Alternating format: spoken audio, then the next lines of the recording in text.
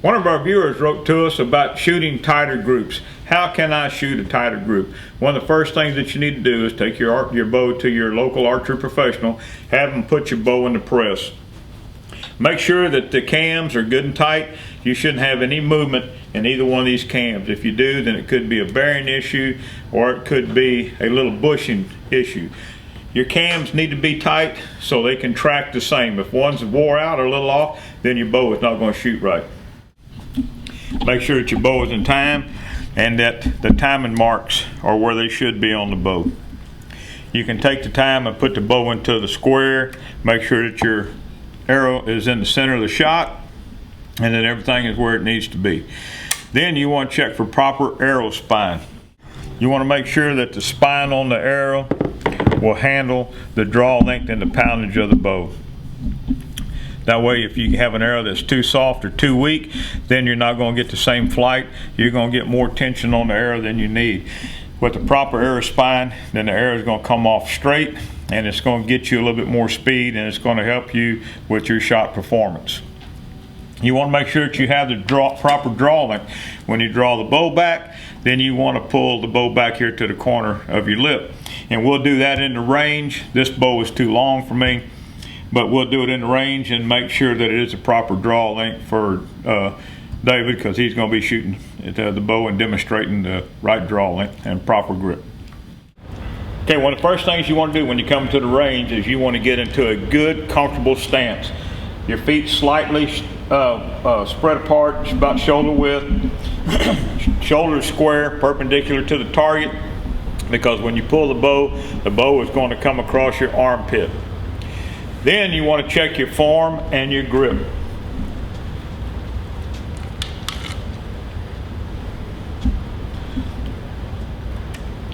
When you draw the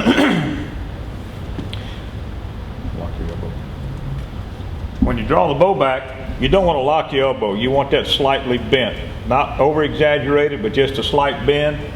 The draw length is right here, fairly close to the corner of the lip. You want a good, smooth, soft grip. You don't want to be choking that handle.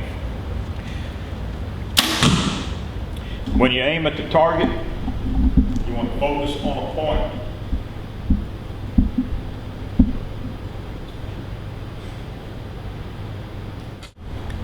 You may want to change your approach to the target. A lot of shooters will draw the bow back high and then come down on the target. When they do that, gravity is trying to pull that bow out of your hand. It's okay to aim high at the target a little bit, but go past your target point and then raise the bow up nice and slow, and that way you're maintaining the weight of the bow, and then it's easier for you to settle in on the target point. Come slightly up to the target.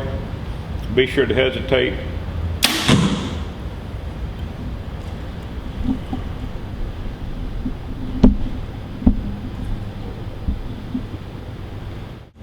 And then when you're trying to gain confidence in your shooting, instead of shooting at a 4-inch circle and just hoping to get close or get into the circle, shoot at a smaller target point, and then you focus on that target point. It's the same thing when you're out in the field or if you're on the hunt.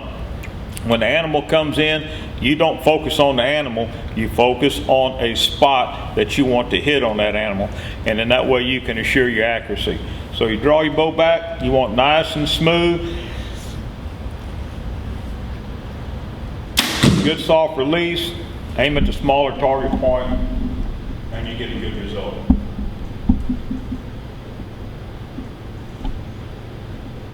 Okay, when you approach the target, you set up, you get ready to draw. You want to stay into your shot, and by that I mean when you draw the bow back, you take careful aim. You want to keep your head into the shot and watch the arrow travel.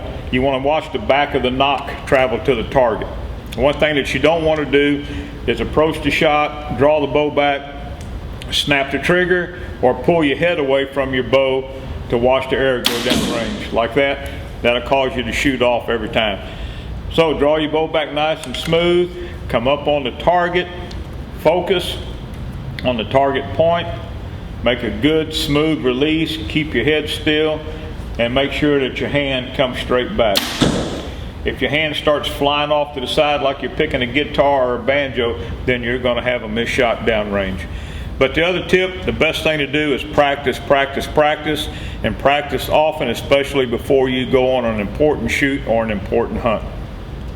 Keep these tips in mind, and we'll have you pumping blood. I'm Dave Leining. That's your archery tip of the week.